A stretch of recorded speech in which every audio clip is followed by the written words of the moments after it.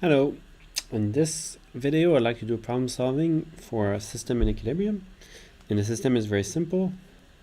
It's just a pen like this one, and the idea is pretty destroyed pen, sorry about that, and I'm holding it right now by pushing with my finger up and my thumb down. See that the center of mass of the pen is way up there, and gravity is pulling it down at that point. But with this system, a pedestrian or a hand or whatever could go under my pen and it doesn't fall on it because I'm pushing down with my thumb. This is called a cantilever, and this is how you can see some building that kind of hangs out way far. It's because there's some parts of the building where there's something pushing it down to make sure that it doesn't fall. So that's the system, and here's a picture. I have gravity way up there at the distance dg. I have my finger applying a force upward, the standard kind of way we think the up to support gravity.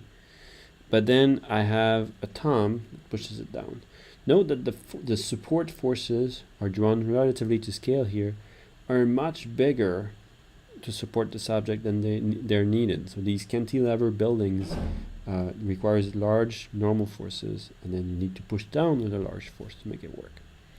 So in this case, they ask us to find the force of the finger. Okay, there's not much to model here. This is just going to be equilibrium, so I'm just going to use the tau net equals 0 and F net equals 0. Okay, so if I can redraw this quickly, I have force of gravity down this way. Then I have that's at a distance dg. Then I have the force of the finger, and then I have the force of the thumb. And that distance here is dt. Okay. So, and I'm just going to apply these two equations. So first, when you apply the tau net, you can choose a pivot. So let me try this pivot. So method, let's call this method A. We'll choose the pivot to be F, where the finger is applied. So then tau net, so there will be no torque from this force of the finger because I'm choosing this to be the pivot. Then I get a torque from gravity, which is just Fg times dg. And this is counterclockwise, so it's positive, so Fg times dg. And then I get a negative torque from this guy, which is just minus Ft times dt. That's equal to 0. And that's great, except that the question is asking us to find the force on the finger, which doesn't even appear here because I chose a pivot to be where the force of the finger is. So it was not a very good choice of pivot. But still, I can use this pivot because I have another equation I could use. I could use F net equals 0. I know that essentially F net equals 0 means this force should cancel these two forces. So F of the finger should be equal to Fg plus Ft. So if I just use this one to eliminate Ft and plug it in here, then I'll get my answer. So it'll be Fg, and then 1 plus this one was Fg, which I can factorize, dg over dt. Okay. And so that's the force of the finger.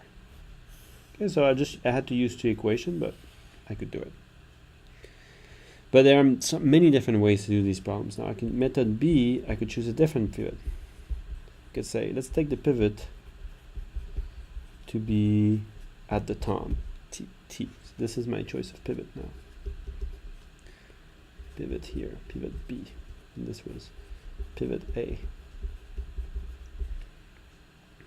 Okay. So if the pivot to be T, then I do my tau net at this point.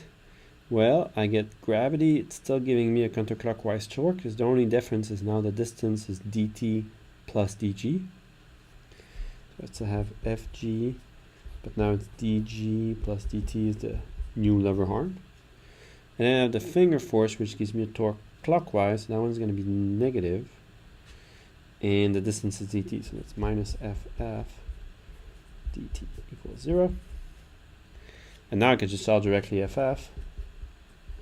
It's Fg times dg plus dt over dt. And in fact, these two are exactly the same, just slightly different algebraic relationship, but these are just the same exact equation. So in this method B, using this pivot, I only had to do one equation. Okay, example of a nice equilibrium with my pen.